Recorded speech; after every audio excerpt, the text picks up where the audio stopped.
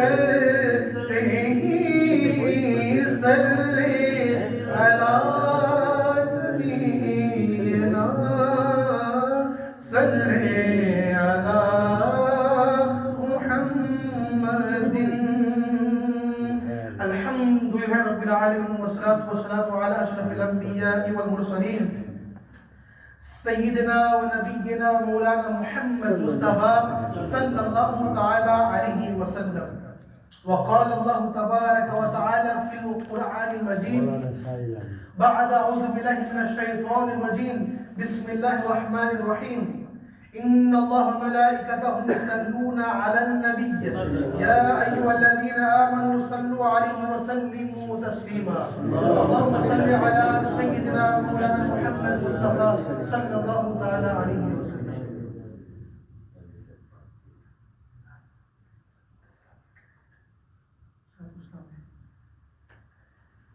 Inshallah, Azan, inshallah, we'll recite the Shan of Karbala, inshallah, during the course of Salatul Salam, inshallah, in the Shan of the Ahlul Bayt of Rasulullah, sallallahu ta'ala alayhi wa sallam. Allahumma salli ala Sayyidina Moulana Muhammad Mustafa, sallallahu ta'ala alayhi wa sallam. Allah subhanahu wa ta'ala has created you and I for a purpose, and this purpose is to worship Allah tabaraka wa ta'ala and to follow the sunnah of the blessed Nabi sallallahu ta'ala alayhi wa sallam. But Ya Rasulullah sallallahu alayhi wa sallam, you inform us and you tell us that for us to attain salvation on the day of Qiyamah, Ya Rasulullah, you give us a solution. You give us a solution. So I say to you, idhar udhar bhatakne ki zarurat nahi. Why should we go here, there and everywhere when the solution comes from the blessed court of Rasulullah sallallahu ta'ala alayhi wa sallam? He says, and this is the words of Rasulullah sallallahu alayhi wa sallam. He says, Man ahabba al-Hasan wal-Husayn faqad ahabbani. Whomsoever loves Hasan and loves Husayn, Nabi sallallahu alayhi wa sallam said, faqad ahabbani. That know very well, this is a sign and this is an indication of his love for me, Muhammadur Rasulullah sallallahu alayhi wa sallam. He says, وَمَنْ أَحَبَّنِي فَقَدْ أَحَبَّ اللَّهِ. And whomsoever loves me, that's an indication that he loves Allah. That he loves Allah. And then the blessed Nabi goes further and he says, وَمَنْ أَحَبَّ اللَّهِ أَدْخَلَهُ الْجَنَّةِ. And whomsoever loves Allah, guarantee that you will be an inmate of Jannah.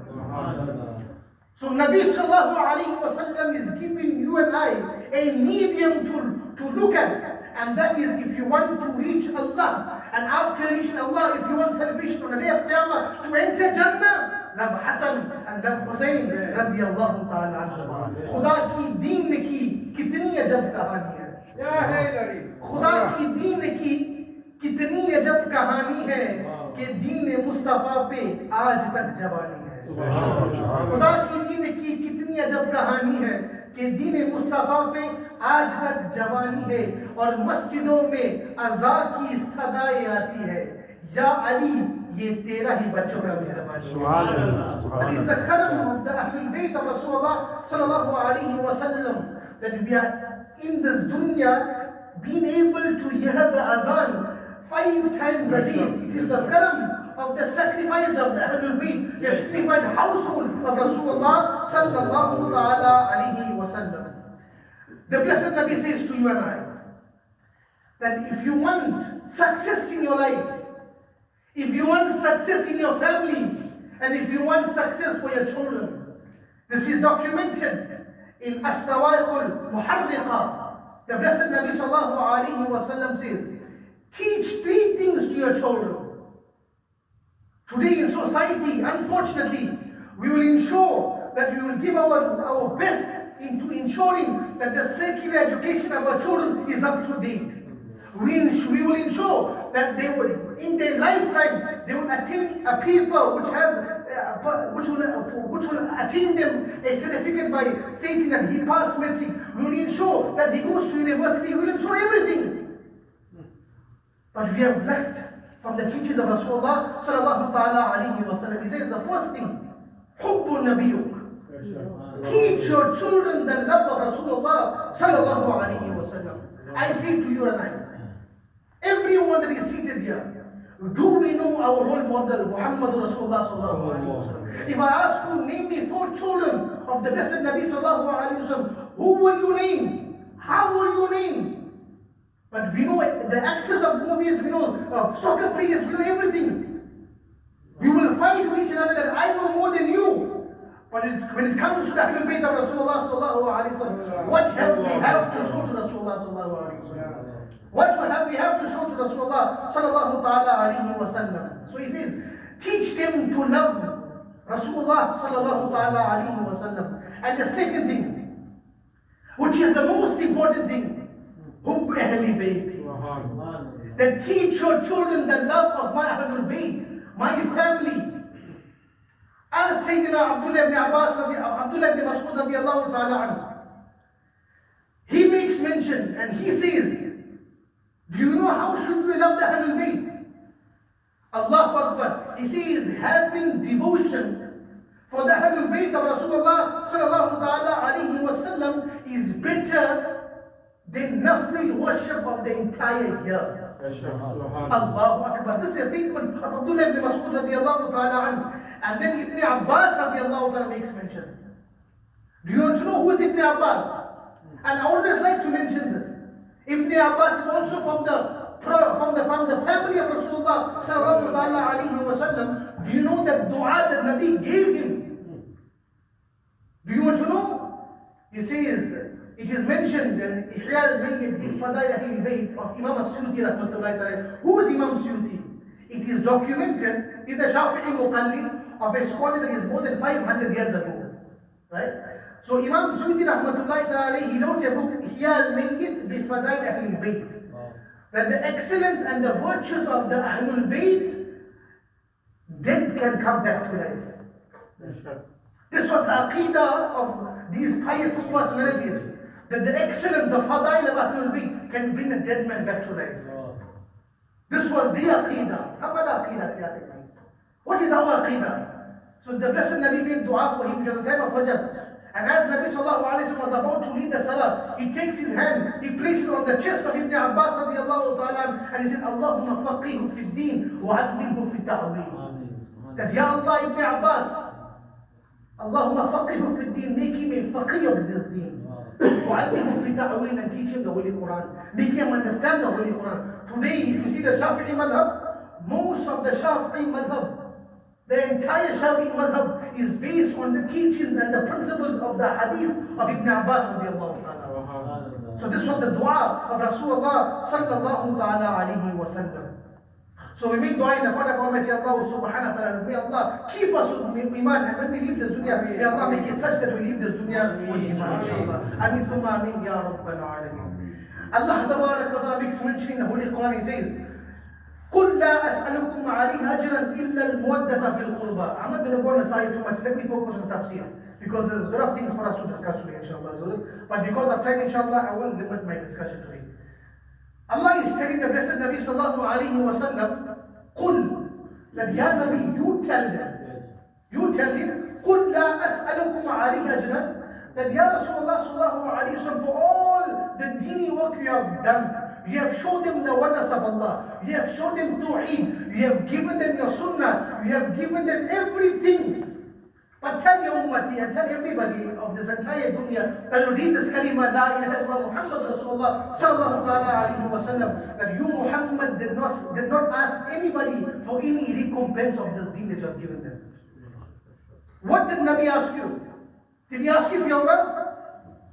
Did he ask you for your family's life? Nothing he asked you for. He has given you this beautiful deen. But he says, قُلْ لَا أَسْأَلُكُمْ عَلَيْهِ أَجْرًا. But Ya Rasulullah sallallahu alaihi wasallam, this is a command from Allah. إِلَّا الْمُوَدَّةَ فِي الْقُرْبَى. That what they should do, love your close relatives. Open the tafsir of Imam Al-Qadri rahmatullahi ta'ala. When he gives tafsir of this ayah, who are your close relatives, Ya Rasulullah sallallahu alayhi wa sallam? He says the al of Rasulullah sallallahu alayhi wa sallam. Open Muslim Imam Ahmad. The hadith of the blessed Nabi sallallahu alayhi wa sallam, do you want to know the haqiqat of the Ahlul Bayt?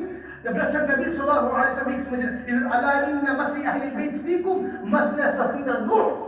That remember and bear in mind and know very well that my Ahlul Bayt is like the ark and the ship of Nuh alayhi salatu wasalam. Allah, what a statement is this. And then he further says, Man rakibaha naja, and whomsoever embarks on the ship, he is saved. The ship of what? Ahlul Bayt. Who is Ahlul Bayt? Hassan, Hussein, Ali, Fatima, radiyallahu ta'ala alayhim ajma'in. This is the Ahlul Bayt of Rasulullah sallallahu ta'ala alayhi wa sallam. And whomsoever have malice, have hatred against Ahlul Bayt of Rasulullah sallallahu alayhi wa sallam, that you have takabbur from embarking on the ship of this Ahlul Bayt of Rasulullah sallallahu alayhi wa sallam, وَمَنْ تَخَلَّفَ عَنْهَا halaka. And whomsoever does not embark on the ship of loving Ahlul Bayt and showing a division of Ahlul Bayt, blessed Nabi sallallahu alayhi wa sallam says, that person is destroyed. That person is destroyed. This is the Ahlul Bayt of Rasulullah sallallahu ta'ala alayhi wa sallam. Ibn Abbas makes mention and he says, documented in Ihya al-Bayt bi Fadail Ahlul Bayt. He says, love Allah for His countless blessings upon you. Love Allah for His countless blessings upon you. And then the blessed Nabi says, he says, love me because you love Allah. Love me because you love Allah. And then the blessed Nabi lastly says, and love my Ahlul Bayt because you love me. And love my Ahlul Bayt because you love me. This is the Ahlul Bayt of Rasulullah sallallahu ta'ala alayhi wa sallam. I want to share to you something. And this is going to be my highlight of this discussion. What was the actual love of Sahaba Ikram for the Ahlul Bayt of Rasulullah sallallahu alayhi wa sallam? Let us not look at people, the ulama of today and scholars of the past and what they have to say.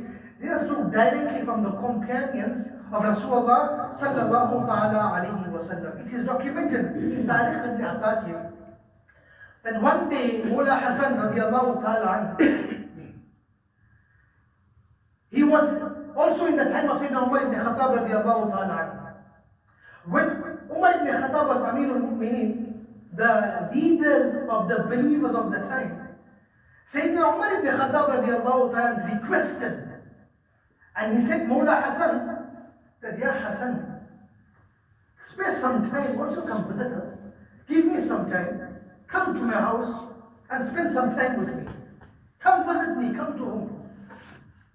This was Sayyidina Umar ibn Khattab radiallahu ta'ala telling who? Sayyidina Hassan radiallahu ta'ala, the grandson of Rasulullah sallallahu ta'ala alayhi wa sallam. So, when Sayyidina Hassan radiallahu ta'ala, as he accepts his invitation to, after some time he goes to the house of Amir al-Mu'mineen, Sayyidina Umar ibn Khattab radiallahu ta'ala. So when he reaches the house, he sees that Umar radiallahu ta'ala, he is now conversing and talking to Amir Muawiyah radiallahu ta'ala. And they're having a discussion. So as they're having a discussion, he sees Abdullah ibn Umar, the son of Umar radiallahu ta'ala, he's standing at the door. He did not enter the house of his father because he sees Sayyidina Amir Muawiyah and Sayyidina Umar ibn Khattab, they are both speaking to each another. This is the adab that he had for his father. This was the adab that he had for his father. So when Sayyidina Hassan sees that Sayyidina Abdullah ibn Umar is not going because of the respect he has for the father, he leaves out. He leaves and he goes away. So later sometime, Sayyidina Umar ibn Khattab radiallahu ta'ala says, he said, Lam araka, that Ya Hassan radiallahu ta'ala, you did not come and see me, you did not come and visit me. He says, Oh Umar ibn Khattab, Oh Amir al-Mu'mineen, Umar ibn Khattab radiallahu ta'ala, I did come, but I saw that you were speaking to Sayyidina Amir Muawiyah radiallahu ta'ala, but because I saw your son did not enter, I assumed that I also wouldn't have permission to enter that house. Because I saw your son, he did not enter, I also assumed that I also didn't have permission to enter the house. Do you know what was the reply of Sayyidina Umar ibn Khattab radiallahu ta'ala? He says, Anta ahaqqu bi'idhni min Abdullah ibn Umar. That Ya Hassan, O grandson of Rasulullah sallallahu alayhi wa sallam, he says, you have more right than my son Abdullah ibn Umar radiallahu anhu. And he does not stop there. Do you know what he says? He says, إِنَّمَا أَنْبَتَ مَتَرَى فِي رُؤِيسِنَا اللَّهُ ثُمَّ أَنْتُمْ. He says, the hair that we have on our head, after Allah, it's through your blessings, O Hasan al-Mujtaba. This was their aqidah and how they showed devotion in the court of Rasulullah sallallahu ta'ala alayhi wa sallam. You want to know how the Sahaba Ikram adored and how they presented the love into the Ahlul Bayt of Rasulullah sallallahu ta'ala alayhi wa sallam? Ask Abu Hurairah radiyallahu ta'ala anhu. When Sayyidina Imam al-Hussein radiyallahu ta'ala anhu, when he returned from a janazah in Madinah al-Munawwarah, they came back home. And as I was coming back home, Subhanallah, Imam al-Hussein radiallahu ta'ala anhu, he sat under a tree because it was a desertic area, it was a very hot day, after performing the janazah. So as he sat down under a tree, Sayyidina Abu Hurairah radiallahu ta'ala anhu, he takes his shawl and he starts to wipe the dust out of the feet of Mullah Hussein radiallahu ta'ala. So when Sayyidina Abu Hurairah radiallahu ta'ala sees this, he says, Ya Hussein, you are the son of Ali, the grandson of Muhammad Rasulullah sallallahu alayhi wa sallam. How can you wipe the dust and touch my feet? He says, you are a senior Sahaba. You had company with my blessed grandfather. I am here to serve you. He says, no, you are from the Ala of Rasulullah sallallahu alayhi wa sallam. And this is the famous statement of Sayyidina Abu Hurairah radiallahu ta'ala, which is documented in Tarikh ibn Asakir. As he sees Imam Hussein wiping his feet with his shawl. Imam Hussein is taking his shawl and wiping the feet of Abu Hurairah radiallahu ta'ala. This is what he said. He says, فَوَاللَّهِ لَوْ يَعْلَمُ النَّاسِ مِنْكَ. He says, I take the qasr of Allah. If the mankind only know about you, مَا عَلَمُ what I know. He's telling who? Sayyidina Imam Hussein, Abu Hurairah. He says, فَوَاللَّهِ لَوْ يَعْلَمُ النَّاسِ مِنْكَ. If people and mankind only knew you for what I know, مَا أَعْلَمُ. Allahu Akbar. Sayyidina Abu Hurairah radiallahu ta'ala says, لَحَمَلُوكَ عَلَىٰ رِقَابِهِمْ. Instead of making you, Ya Hussein, walk on this earth, they would have carried you on their shoulders. They would have carried you on their shoulders out of devotion. May Allah subhanahu wa ta'ala grant in our heart the love of the Ahlul Bayt of Rasulullah sallallahu alayhi wa sallam. May Allah subhanahu wa ta'ala keep us in this love, inshallah. And may we die in this love, inshallah. Ameen, Ya Rabbal Alameen. And we all know the tragic passing of Imam al-Hussein radiallahu ta'ala anhu. And I'm not here to give you some sort of stories for us to. Instead, we have to take this as a legacy. And we have to learn from the Darshan of Karbala. This is what we must take out. Not for us to sit and weep and weep and weep. Crying in the love of the Ahlul Bayt is a great reward. But acting upon what the legacy of Ahlul Bayt given to us is even a greater reward. It's a lesson for us. It's a lesson for us that we must take out. May Allah subhanahu wa ta'ala guide us, inshallah. Ameen, Ya Rabbal Alameen. Imam al-Hussein radiallahu ta'ala, when he passed away, I'm just going to give you at the time when he passed away. And this is documented in Sawal Karbala. Imam Na'imuddin Muradabadi, the Khalifa wa Razvi. Right? We all know on the 10th of Muharram, which is today, the day of Ashura, Sarkar Imam Hussein made parda from this dunya. And you all know the tragic way of how they abused the blessed head of the grandson of Rasulullah sallallahu alaihi wasallam. Hadith JP makes mention that they were celebrating the death of Imam Hussein. وَهُمْ يُشْرِبُونَ الْخَمَرَ. They was drinking alcohol while carrying the head of Imam Hussein. This was the state of the Ummah of Rasulullah sallallahu alaihi wasallam. And therefore, we will find in Karbala, Imam Na'imuddin Muradabadi makes mention and documents it in Sawali Karbala. It was written on an iron pen. Atarju ummatun fatarat Husaynan. He says, do the killers of Hussein still hope after killing Hussein? Atarju ummatun fatarat Husaynan shafa'ata jaddihi yawm al-hisab, to attain the salvation of his grandfather on the day of Qiyamah. After killing Hussein, you are waiting for Shafa'ah of Rasulullah sallallahu alayhi wa sallam. So, Kholi bin Yazid, this munafiq, Allah's curse be upon him.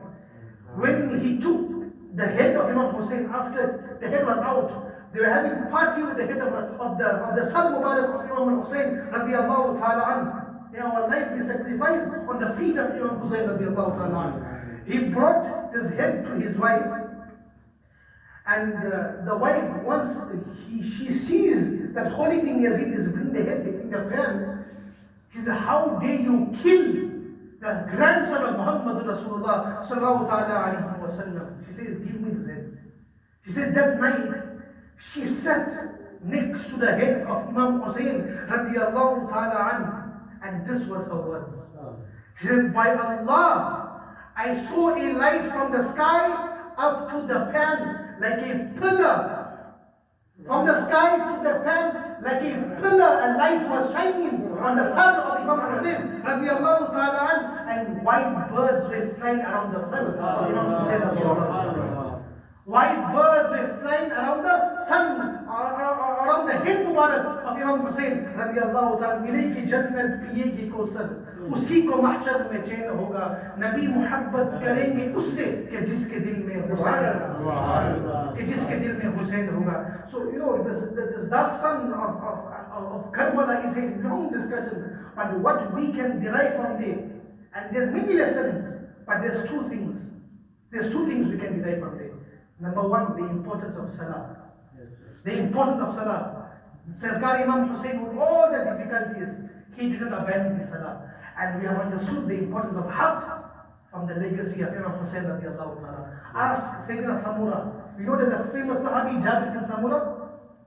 Jabir bin Samura, the Rawi of this hadith, where he describes the face of Rasulullah sallallahu alayhi wa sallam, a similar narration like Sayyidina Malik radiallahu ta'ala, Anas ibn Malik. He was the one that said, after seeing the face of Rasulullah sallallahu alayhi wa sallam, he saw it the first time, he saw it the second time, and he saw it the third time, and then he testified. He says, فَلَوَا عِنْدِي أَحْسَنَ مِنَ الْقَمَرِ. He says that indeed the face of Rasulullah was more radiant and more beautiful than the moon.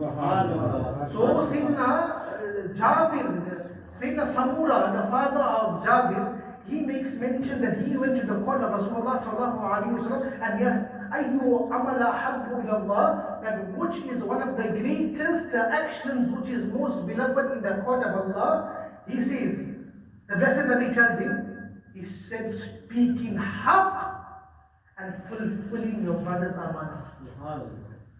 And this is the legacy of Imam Hussain radiallahu ta'ala. And today, look at us today. In our society today, no one wants to do business with Muslim people. Why? They say they're the most fraud people. You can't trust Muslims. There was a time where it was an honor to be a Muslim. Look at us today in society. How are we portrayed in society? How are we portrayed in society?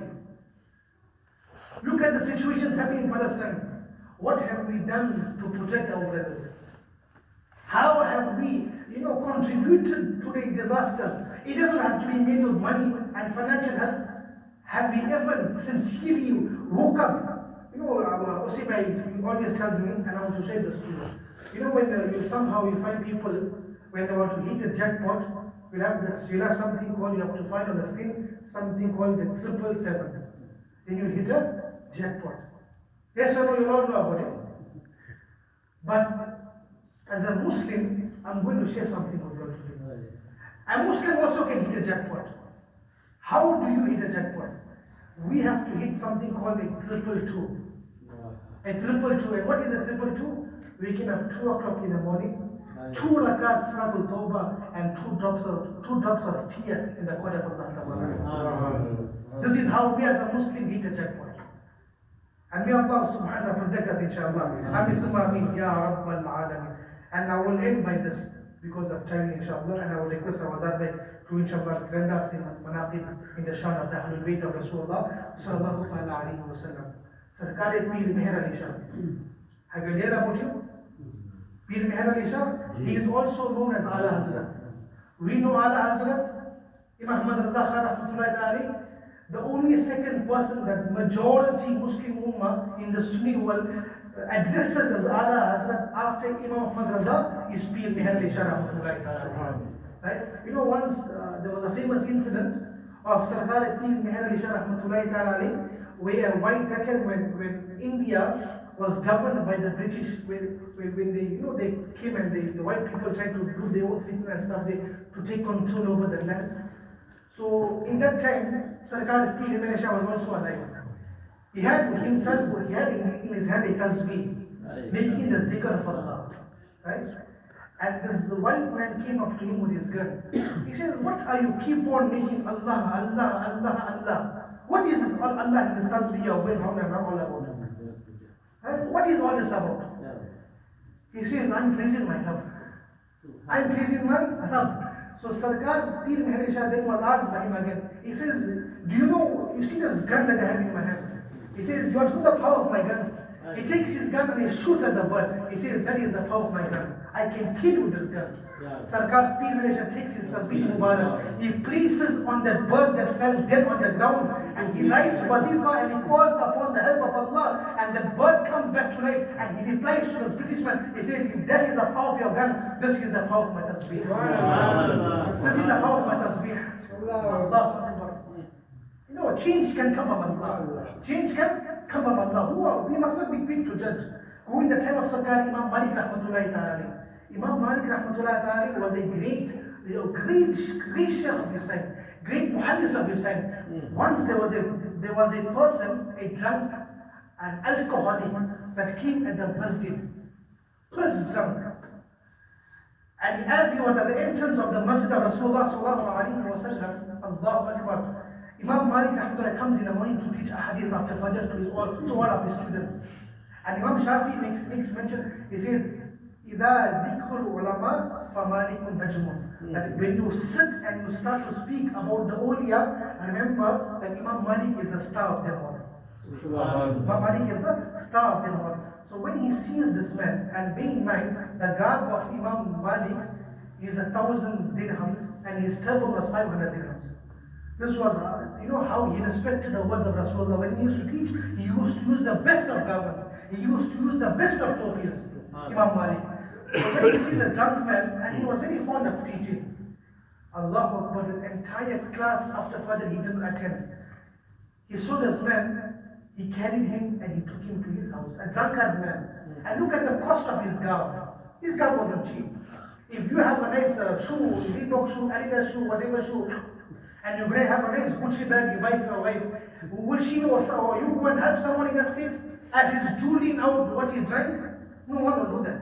But this was the Imam of the time. Imam Malik Rahmatullah. He says that he took him to his house.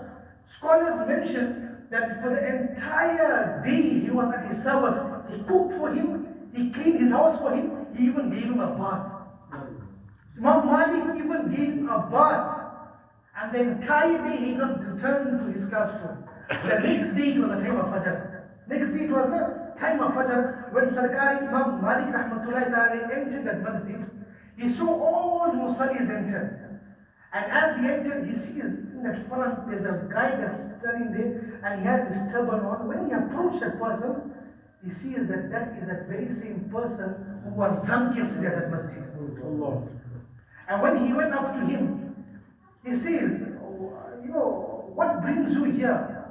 What brings you here? And before Imam Malik could come to the masjid, that same night Imam Malik, after helping that person, he had a dream. And Sayyidina Rasulullah comes in a dream and tells Imam Malik, "Oh Imam Malik, I have purified you just as you have purified the ummati of Rasulullah Sallallahu Alaihi Wasallam." Sayyidina Rasulullah said, "I have purified you just as you have purified my ummati." So when he sees that man, he goes to him and says, "What brings you to the masjid? Yesterday your state was quite bad. What has brought you back to the house of Allah?" He says to Imam Malik, "That same person that came into your dream also came in my dream." So tabdeel can come from Allah Tabaraka wa Ta'ala. Change can come from Allah Tabaraka wa Ta'ala. So Sarkar Pir Meher Ali Shah Rahmatullahi Ta'ala, someone went to him and asked him a question, and this is Armenian by this now. Asked him a question and said, "Oh Pir Meher Ali Shah, your Muslim people, you'll say everything is in the Quran.